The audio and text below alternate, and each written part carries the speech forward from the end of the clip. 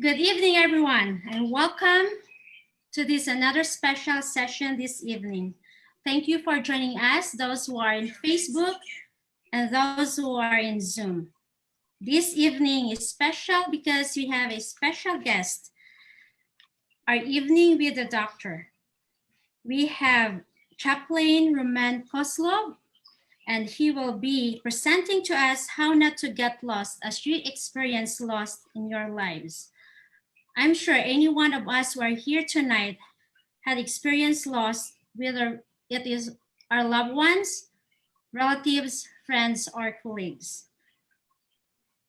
Tonight, before I'm going to introduce our speaker, I would like to remind you that after the presentation, you have the opportunity to ask questions, and you may place your questions in the chat box if you are in Zoom, or in the comment section if you are in Facebook. Our speaker for tonight is Chaplain Kozlov. He is a board-certified chaplain and works at the Mercy Hospital South in St. Louis, Missouri. Prior to that, he completed 2 years of residency and clinical pastoral education at St. Luke's Hospital in Missouri. He brings a diversified experience from being a chaplain in New York, Florida, and now Missouri. He is the father of 2 girls, Elizabeth, 17, Emma, 12, and a 2-year-old son, Matthew. Roman and his wife, Stelly, live in St. Louis, Missouri. Now, I will turn you over to our speaker, Chaplain Kozlov. Greetings to everybody. It's my pleasure, it's my privilege to meet with you over the Zoom and present this seminar about grief. And the title is How Not to Get Lost When You Lose Someone. And as our presenter mentioned earlier, that we all experience some type of losses in this life. It's just part of being human. And I personally want to share that for me, it started probably one major loss I experienced when I was still a student at seminary, and my 11-year-old nephew tragically died. I wasn't there, I was in a different part of Russia. And I remember when I eventually got back, how my sister, my nephew's mom, grabbed me like this and was shaking and were asking, where was God? How come it happened? And I made at this point probably one of the common and first mistake that people do. I tried to intellectually answer her and explain something where it needed emotional response, not intellectual. We all experience losses in our life, and we all have a lot of questions, and it's easy to get lost. And many times we can get lost without realizing that we are lost. Another big loss in my life was the loss of my parents. And when it happened, I was in the United States and I couldn't travel back at that time. And I was thinking if I wouldn't talk about it, if I wouldn't think about it, it will go away. It's one of the common mistakes that we all do. But unfortunately, it doesn't work like that. And this is also actually what I learned about ambiguous loss at that time. Ambiguous loss is loss that is not clear. It's like you lose someone, but you never attended funeral. It's when it could be ambiguous loss could be 2 kinds. When you lose person physically, but you never really had the chance to attend the funeral. For example, the most classic example is someone missing in action, but you're still not sure if they will ever be found or show up. And then another kind of ambiguous loss is when person is always with you physically, but emotionally, they're not there. And one of the classical example of this will be a dementia or people with mental illness. When you have someone in front of you, but they're not there. And this is what makes ambiguous loss probably one of the most difficult loss to heal from or recover, because there is no certainty. You don't know how you can grieve about something that physically is in front of you. So, as I mentioned this term ambiguous loss, I also want to say that ambiguous loss could be big and small. Going through the divorce could be ambiguous loss. Losing someone from your side could be ambiguous loss. And in the context of pandemic that we all experience, the whole world experienced a lot of losses. Loss of job, loss of loved ones. As a chaplain in the hospital, I've seen so many times when someone who had COVID-19 was dying in the hospital, and the hospital didn't permit anybody to come into the room. Or maybe the spouse had COVID-19 as well, and they cannot be together. We were trying to do our best to bring iPad that they can see and communicate, but still it was so hard. The people were separated, they couldn't come, or they were allowing only one or two people to come. It's hard. And this pandemic brought a second wind, so to speak, to the idea of ambiguous loss. You probably lost and missed so many opportunities to see your family. I personally know my friends who didn't see their family for a year until they eventually were vaccinated, and they only then felt comfortable to see their family face to face. So when we experience losses, ambiguous losses, loss of the loved one, we don't know what to do. We feel lost, and it's easier to be lost and without even realizing it. As I mentioned, when I lost my parents, I tried to compartmentalize it, to push it somewhere deep inside me, because I couldn't do much about it. But what happens that when we experience loss, experience normal emotion of grief, but we never engage or express it, it doesn't go anywhere, and we cannot heal. At the beginning, in the advertisements of the presentation, I don't know if I had a chance to mention, one of the biggest misconceptions that people have about grieving, and they don't understand the difference between grieving and mourning. Grief is one of the basic human emotions that I believe every human being experiences one way or another. Mourning is the outward, it's almost like a public expression of grieving. So when we experience emotion of grief, it's natural, it's normal, and we all experience it. But unfortunately, not all people engage this emotion and express it and mourn it. And if you forget everything that will be said today about grief and mourning, I want you to remember at least one major thing, that healing comes when we can express and mourn our grief. Healing is mourning your grief, mourning and expressing it outside of yourself.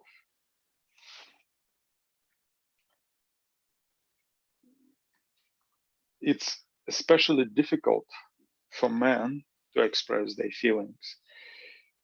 But it's not only men, it's normal for all of us. Try to hide, to be quiet, to withdraw when we experience grief, because grief, when we experience grief, we experience a lot of pain. And normal reaction for pain is to withdraw and to close up. Nobody moves toward pain. And it seems counterintuitive, but I want to share with you that the secret of healing in grief is going through this emotion, confronting your pain, and dealing with this. It seems counterintuitive, it seems overwhelming and not natural, but this is the only way we can heal through grief. And by the way, the expression healing through grief, for some people it's difficult to wrap your head around. How can you heal through grief? Can I ever heal through grief? There are a few other words that used in this correlation. One of them could be reconciling your grief. And I like it. So healing in grief means that you reconcile to your loss. We cannot restore what we lost, but we can reclaim part of ourselves that is we missed in that loss. So today, as we talking about loss and grief, I want to use the illustration as we're dealing with this, that I really like one of the author who wrote about grief, Alan Wolfelt. He used this illustration. He says, grieving is like going through the wilderness that is unknown to you. And it's easy to get lost, but you can get through. You can get through, but you need to make this journey. You need to have intention to heal. You need to set your mind on this journey. And as I was preparing for this seminar, as I was studying to be a chaplain, I discovered overwhelming amount of literature actually about grief, mourning. And one of the things that when you study books about grief, there is a danger that it can give you an idea that your grief should be prescribed, how you should grieve. And this is wrong. There are a lot of things that are common for many people, but everyone's grief is unique. But people study grief and they develop different stages of grief. And one of the misconceptions is that when you go through grief, you go through certain stages in a certain order. And this is not true. There is no order in grief. It's a very messy experience. But at the same time, there are certain essential points that are common for all people as we grieving, as we mourning, as we dealing with this. So I would like to mention some major touchstones or major pillars or points that we common for everyone as we are grieving. But at the same time, as I mentioned them, I want to highlight once again to say that everyone's grief is unique. It could be so different. It depends on what's happening with you, who you are, and you cannot prescribe. I cannot prescribe the way I grieve to you, even though there will be some similarities. I heard one woman talking about losing in 6 months her father, her brother, and her dog. And when she described it, she put it this way: my father was drinking all his life. I didn't have much relationship with him. And when he died, it was very sad. And I grieved. I was sad. And then a few months later, my brother died. I was very disconnected from my brother. And as sad as it was a big loss. But she embarrassedly confessed that her biggest loss was her dog, whom she had for 10, 15 years.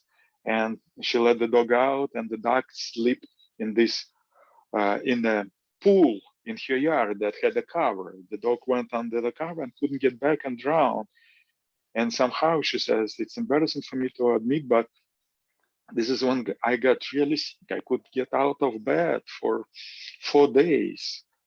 And the reason that I share this experience just to show that how people have grief that is unique and it's very different for everyone. Something that strikes chord for you may be a little bit different for another. So we all are different. We all are unique.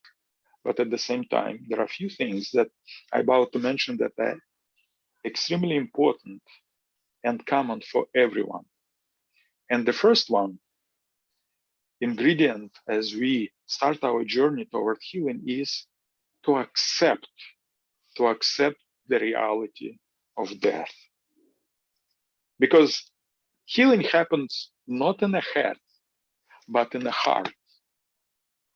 Our ability to heal depends on our emotional capacity to experience emotions of mourning and grieving. So when we hear the news that someone who is dear to our heart died, first we hear it with our head, and it seems like we got it. But in reality, it takes some time to get it before it sinks from head to the heart. And sometimes it could be a long distance and it could take days and weeks because it's a process. It's not an event. It's a process, and it's important to understand that. And that's why when I mentioned earlier, ambiguous grief is one of the most difficult to grieve because there is no closure. And one of the things that I want to mention to all of us who experience a lot of losses, ambiguous losses through pandemic, that we can start naming them. And it maybe when we name them, it will help the process of sinking from head to the heart, that we can feel it and begin to grieve it. So the first, I said first, I don't want to put them in order, but the first that I mentioned, important ingredient on the way of healing is acceptance of reality of your loss, acceptance of reality of a death. And it takes some time for it to sink it in our heart.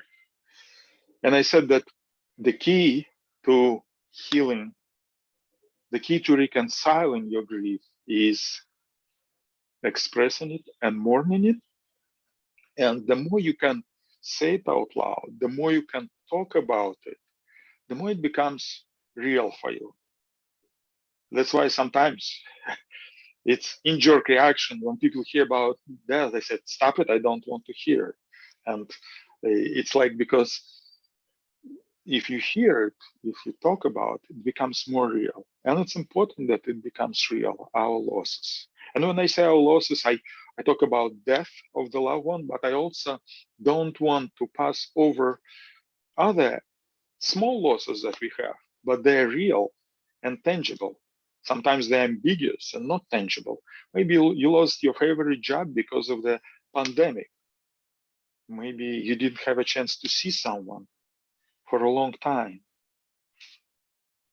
And it's important to name it, to say it, to let it become real, to accept it. Another important ingredient on our journey to healing is to feel the pain. I mentioned earlier that we tend to avoid the pain. It's normal, it's human, but it's interesting that we live in a culture that is very grief avoiding culture, that it's easy to repress, to avoid. And I personally found myself doing, I call it, my defensive technique is compartmentalizing. I heard about death of my parents, and I didn't know how to take it. I couldn't travel right away, and I just compartmentalized. Compartmentalized it, thinking it's not going to hurt. My friends, unless we engage and mourn and express our grief, we cannot heal. The key to healing is expressing it and mourning. And it takes a lot of courage to move, to face the pain of loss. There is an expression in Jewish culture when we talk about mourning.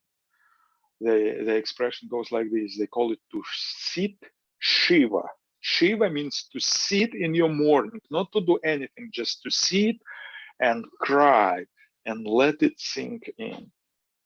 And in reality, it's extremely wise thing that we can learn from Jewish people. And I'm sure there is something similar in many cultures when it's time to grieve, to mourn, to take time, to cry. And it's not just that we're expressing it, but we need to feel it, because only when we feel it, then it gets out of our system. If we compartmentalize it, if we avoid it, if we repress this very potent emotion, grief, becomes toxic and it kills us slowly. And again, it seems counterintuitive. We avoid pain of loss. We avoid to face it. We avoid to feel it. And we think that it helps us to deal with this. But in reality, it slowly kills us. And this toxicity poisons our body versus if we turn ourselves toward it, if we face it, if we begin to experience it, this is when healing comes. Of course, especially at the beginning, it feels so overwhelming how you can feel it. And it's normal to insulate yourself. There is time when maybe at the beginning you don't want to talk to anybody. At the beginning, it's okay.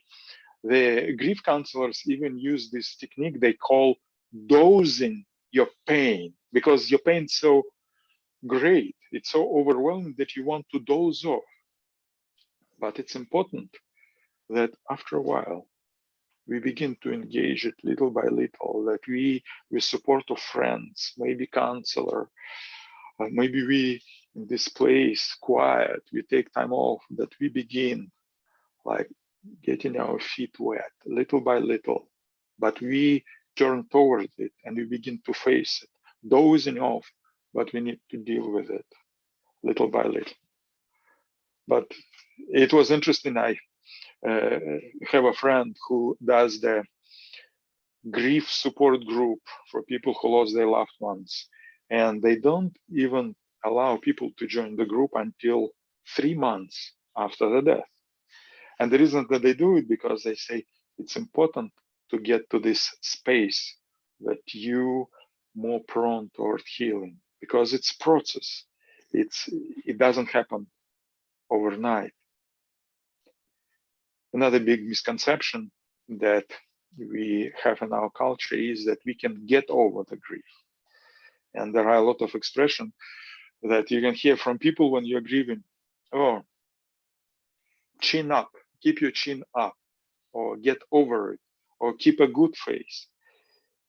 In reality, it's just expressing a big misconception. You cannot do it. You don't need to keep a good face. We all need time to cry. We need time to feel what we experience and also express. Remember what I said at the beginning. Key to healing is a mourning outside of yourself, expressing it, talking it, naming it, finding support in others. So far I identified two important pillars as we grieving. One was accepting it. Second one was beginning to feel our pain. The third one is remembering the one whom you lost. There is another big misconception, because some people think that what do we do when we have anniversary of the death? What do we do when there is a birthday of someone whom we lost? Sometimes it could be some of the hardest days of the year when there is anniversary of a death, anniversary of the uh, time when we get married, before we lost our spouse, and so on. And we feel that we need to avoid, in reality, remembering those who die has a therapeutic experience. I heard people were making a memory album where they put pictures, and this is actually begins probably the most at the funeral. You know how at many funerals there is a stand with a lot of pictures of the person who died, starting from the childhood, family pictures, funny pictures, sad pictures. But this is one of the good ways to engage your memory and to remember those who died. I talked to another friend. She lost her mother just a few years ago, I think about 2 years ago. So, and she was saying that she has a niece who was getting married. And she did the most fascinating thing. She wanted to get married on the anniversary of the death of her grandmother. Usually people try to avoid those things, but she said, I would like to do it and remember my grandmother. And this, my friend was showing me a picture of the most beautiful wedding. And at the wedding, they had a stand with the pictures of their grandmother. And they had few elements that honored their grandmother who died. And I was thinking at the beginning, it could look a little bit strange and weird, but in reality, it was one of the healthiest way to remember someone who has a big part of your life. They're there, they didn't go anywhere. They continue to live in our memories, let's face it. And it was the way to create a positive memory, something that you can remember and honor and think. And again, those things doesn't happen overnight. It's a process. So be patient to yourself. Another important ingredient on the journey of healing is our self-identity. You see, our self-identity, the way how we perceive ourselves, tied up, big part of it is relationship with the most important people in our life. And when we lose someone who was part of our life for 20, 30, 50 years, we lose part of ourselves too, because they are part of us. It's difficult for us to see ourselves without this person. And even in the social settings, our identities change. We change from husband to the widow, from the parent, if you lose a child, to a bereaved parent. This loss forces you sometimes to take a totally new role that you not used to. For example, maybe it was the responsibility of your spouse always to take the garbage out or to balance the checkbook. It seems so simple, but now if you have to do it, it changes the way how you see yourself. You have to take a new role. You have to rethink your identity, who you are, and it could be extremely painful. You can begin to feel less of yourself, that you cannot function. But at the same time, if we graciously and with courage begin this journey, the reward is to find new meaning and maybe new confidence in ourselves.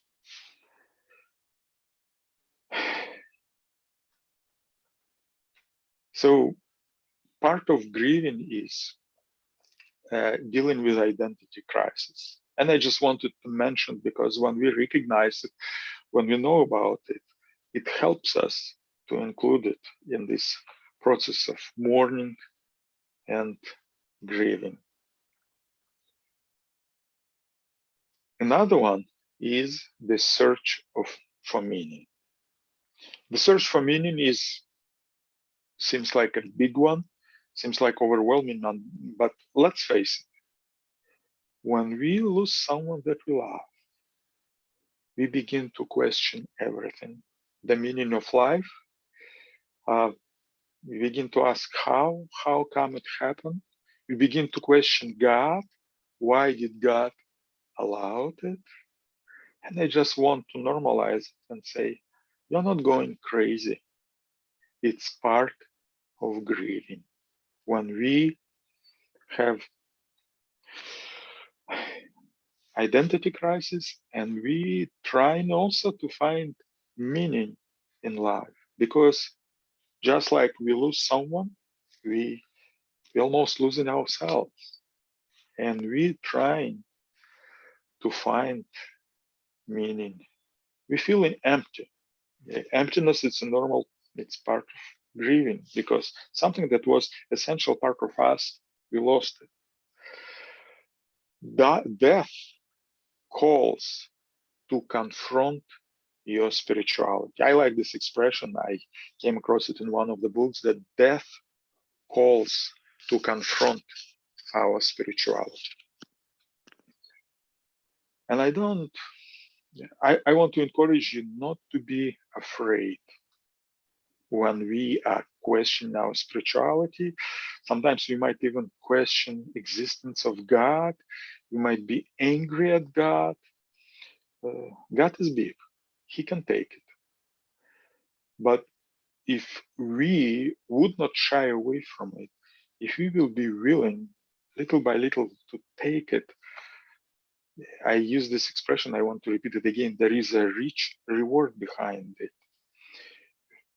We will find more meaning in our life, meaning who we are. The most important part is not to look for the quick answers, because sometimes it's a deep longing for meaning that comes from here, not from here. I used this gesture before, but I want to repeat it again. Grief and mourning comes from the heart, and this is where it happens. And sometimes when we ask all these questions, how and why, they also come from here, not from here. And sometimes we try to find, or we might have friends who can give us intellectual answers to all those questions. And most of the time it's not satisfying, because it takes more time, and we need to find new peace and reconciliation with God. And another, I would say the last one that I want to mention so far, I mentioned five, and I'm about to mention sixth one. The first one was accept. The second one was to feel the pain, accept the loss, accept the death, to start feeling it, maybe in small doses, feeling it move toward pain. The third one was to remember. The fourth one, to understand that you will have to deal with a new identity to find. The next one, number 5, was meaning, to find meaning in life. And the last one that I want to mention today is to let others to help you. You don't have to go through grief alone. Your ability and capacity to heal depends on 2 factors: your inner resources that you have and your willingness to accept help from others. You need to allow others to love you and support you. If you are not allowing and you're not receiving love from others, people around you, you're not allowing healing in your life. And as I mentioned, even though your grief is very unique, And you probably have 100% assurance, and you could be right that nobody can understand you. But at the same time, there are a lot of people who went through the similar journey, and they can be a companion for you in your unique journey. So ask for help. Allow others to help you.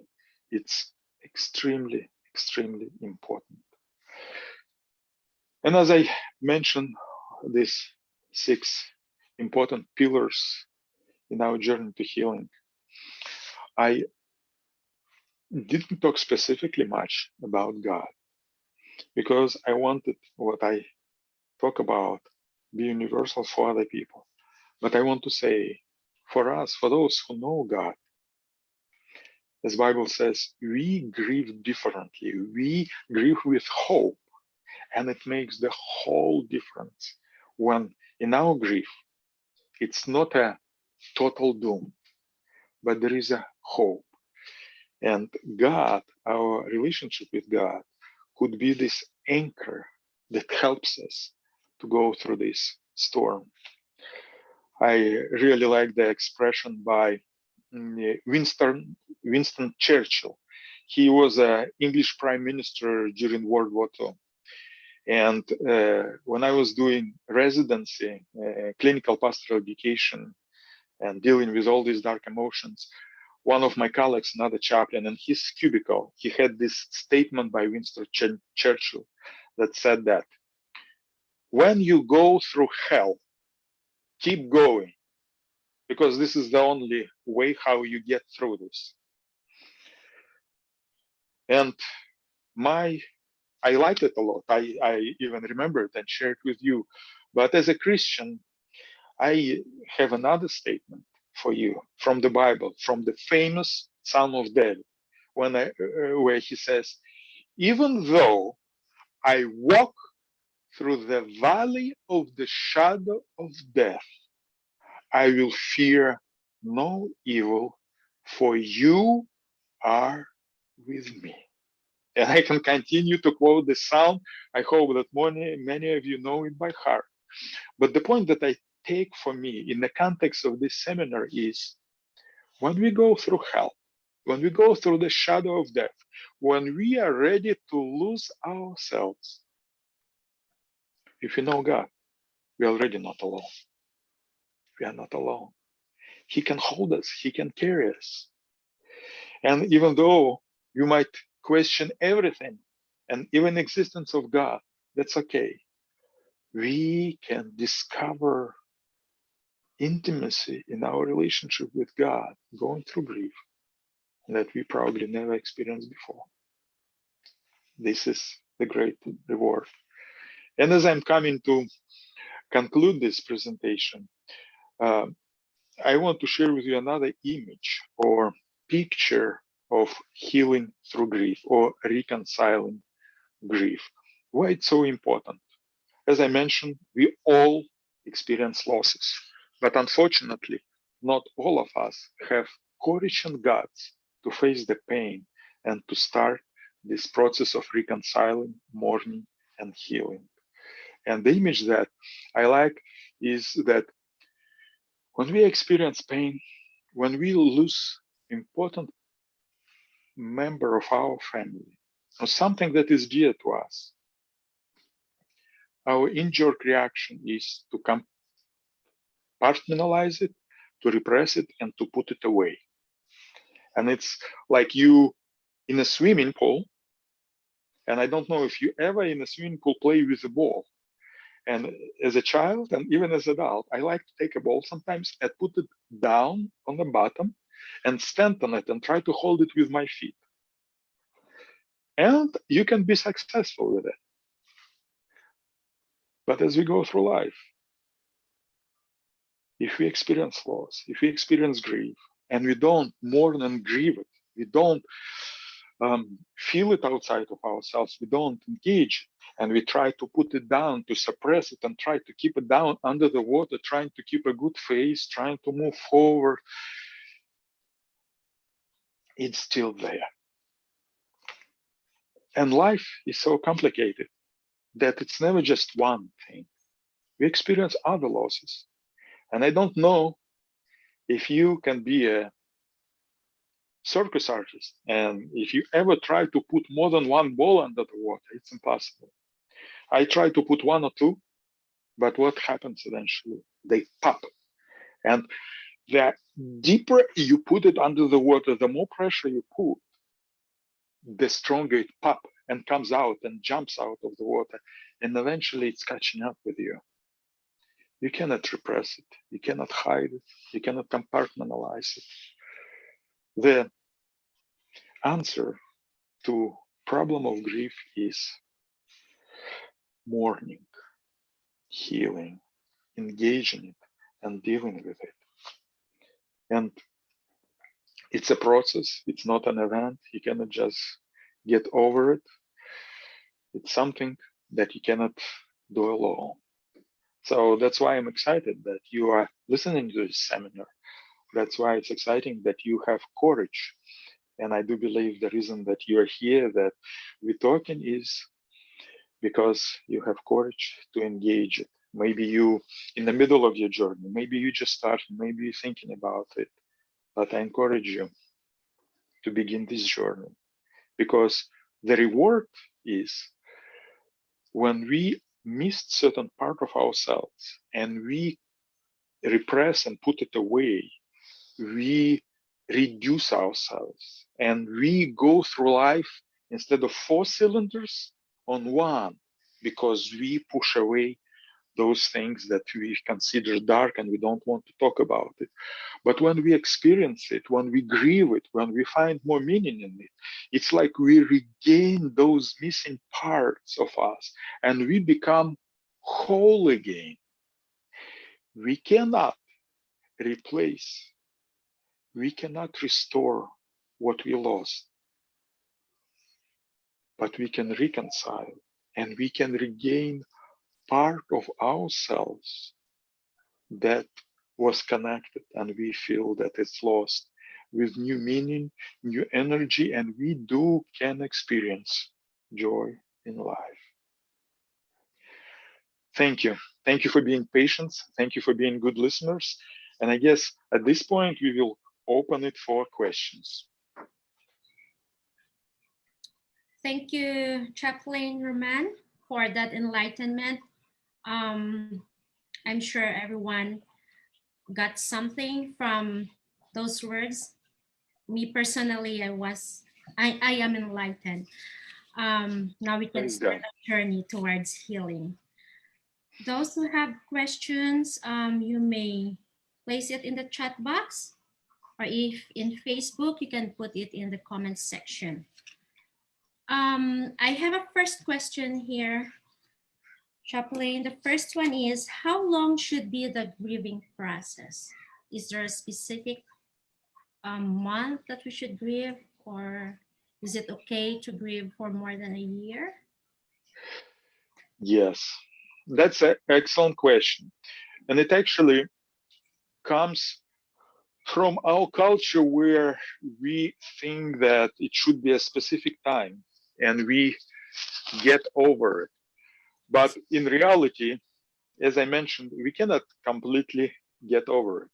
And it's normal when not just a few months, but a few years later, there is something.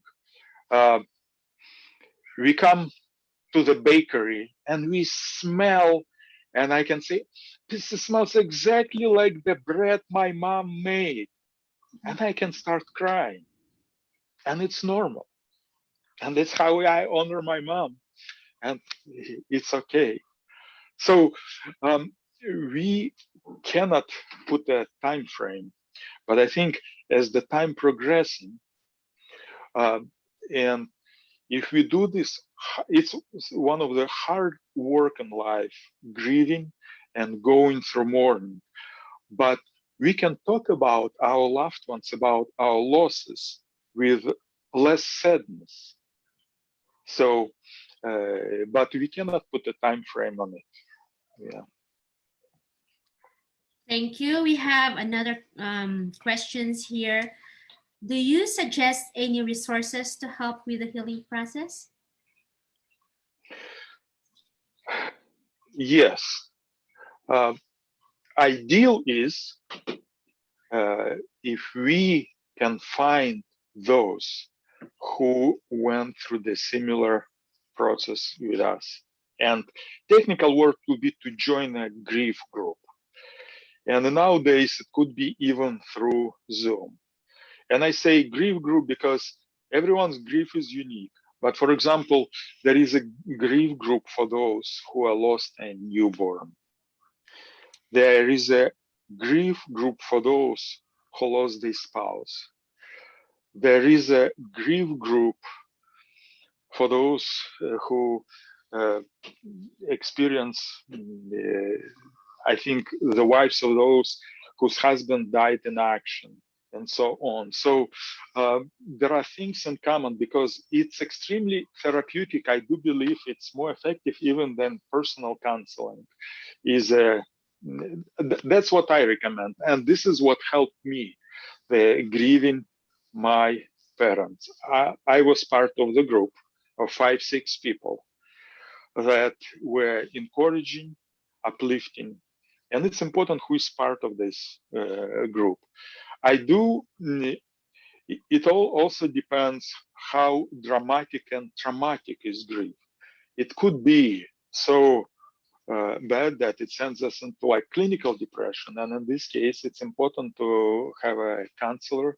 There are people who call grief counselors, and it's helpful to read on the subject. I like the book Understanding Your Grief by, what is his name? If anybody will be interested, I can mention few resources, few books. If it's a video will be posted somewhere, I can mention few books as a resource. But again, it's important to use multiple resources, live people, not just books. Thank you. We have another question from Facebook. What is the difference between grief and mourning? Grief is feeling that we have. Just like we experience anger, love, fear, grief. Mourning is the public expression of your feeling. Mm-hmm. Mourning, when you express your feeling outside of yourself, when you talk about it with your family, when you cry together with your family, when you share it in a grief support group, when you paint because you experience grief, when you do journaling, you are mourning. So mourning is the expression of the feeling of grief. So we all have grief, but not all of us, unfortunately, express it and mourn it. And the key to healing is mourning, expressing your grief. Thank you, because that's my follow-up question, supposed to be like, can you reach healing without mourning, but you are grieving? No, if you are grieving and you keeping it to yourself, I don't think your healing could be complete. You just get stuck there probably. And one of the indication for me, my personal indication of healing is when I can talk about my loss to other people. And the more I tell my story, the more healing I experience. And there is a point that I can talk about my losses. Before, I couldn't even mention. I begin to sob. So. Thank you so much. Is there any more questions from Facebook or in our Zoom?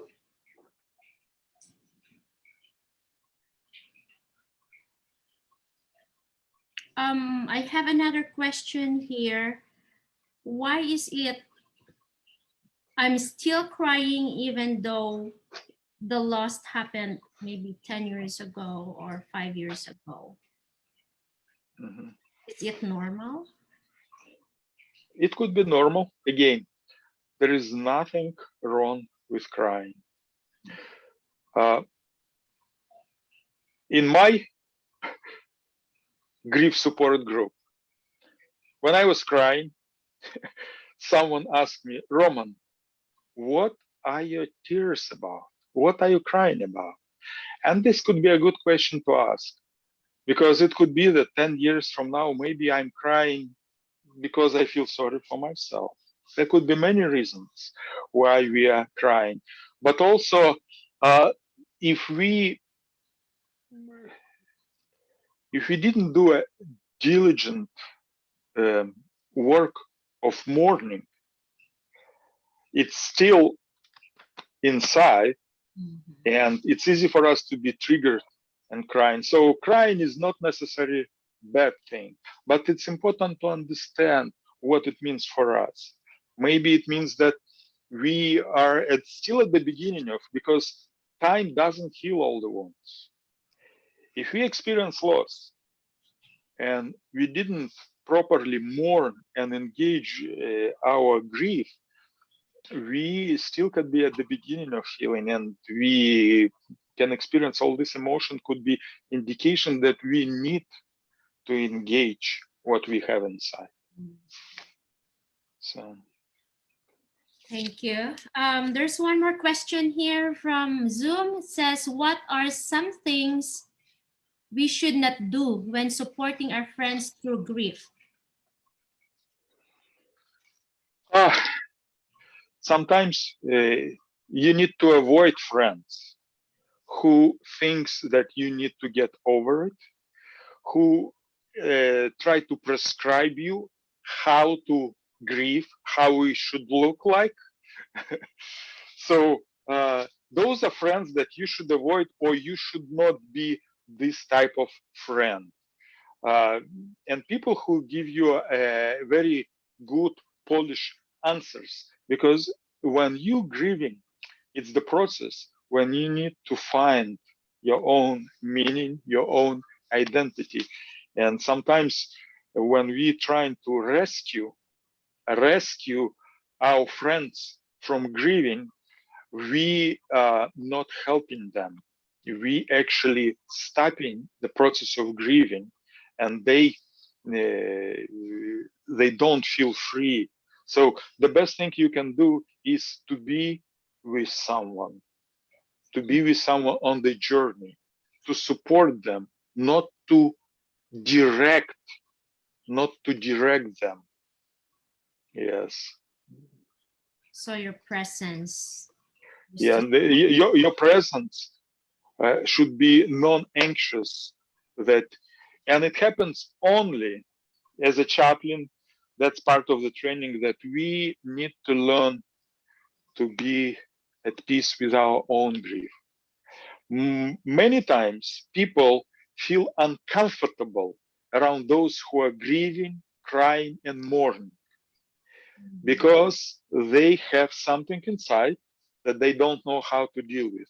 And because they feel uncomfortable, they suppress, make comments, and so on. So that's that's the worst thing. So that's why when you are grieving, it's important to choose a friends, people who are supportive presence for you, who can accept you and be with you, versus trying to expedite your process and push you and drag you through this. So that's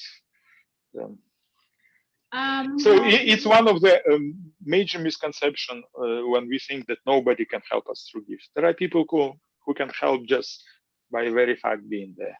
Yeah.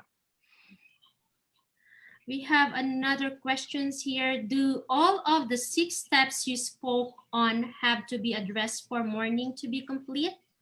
Or do these steps have to be done in order? Number one, they don't have to be done in order. Because again, when we go through mourning, through grief, it's a not orderly, neat process. It's not like we finish stage, like they describe in some books certain stages, denial, acceptance, and so on. It's all mixed. You can go and then you can flip back and so on. But I mentioned them as the most essential and common for almost everyone who is grieved. Like, we need someone. We should not go through this alone, because in order to engage it, you need to talk to the family, to the friends, to the supportive presence. If you don't accept the loss, you cannot grieve. And this is, for example, the fundamental difficulties and challenge of ambiguous grief, because how you can accept something that you don't see, or it's confusing. So all those things that I mentioned, they are fundamental for almost every person grieving, but they don't come in order. But almost every one of them very core and very essential, and simply knowing about it makes you more aware about it, and helps you to make more meaning of your grief. For example, if you know that you have extremely low self-esteem and don't feel about yourself much, but once you understand that you go through identity crisis, because what you thought about yourself was dependent on the relationship with your spouse for a long time, and now you have to do new tasks. Once you know it, it helps a little bit to normalize it and understand you're not crazy, you're simply grieving. Thank you. We have another question. Do support groups serve the same purpose as grief groups? Example, groups to support someone who was the victim of a violent, who is grieving the loss of their sense of security. A support group for something with cancer who is mourning their loss of a lifelong illusion of good health, or violent crime. So do support groups serve the same purpose as grief groups? I think grief support group could be a little bit different, but eventually it's the same purpose. God created us this way that we experience healing and recovery when we are with people of the same mind who had the same experience. And for example, for me, the fact that I tell my story for someone who has the ability to hear me, they don't have to say anything, but I feel like I understood and heard, makes a huge difference. And the very fact that I know that they lost someone too, and they just quiet and don't say even a word, it already has a tremendous therapeutic effect. Yeah.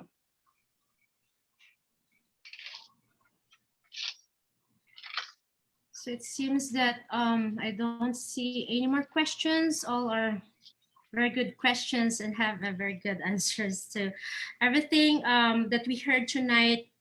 Is very helpful in our journey towards healing. And I would like to thank everyone for joining us this evening. Thank you for coming, and we hope this was helpful and you learned something this evening. Please come to our next event, Real Talk About Women's Health, with nurse practitioner Pam Lolor on Tuesday, May 25th at 6:30 p.m. Thank you, Chaplain Roman Kozlov. Thank you. And have a wonderful evening, everyone. Thank you.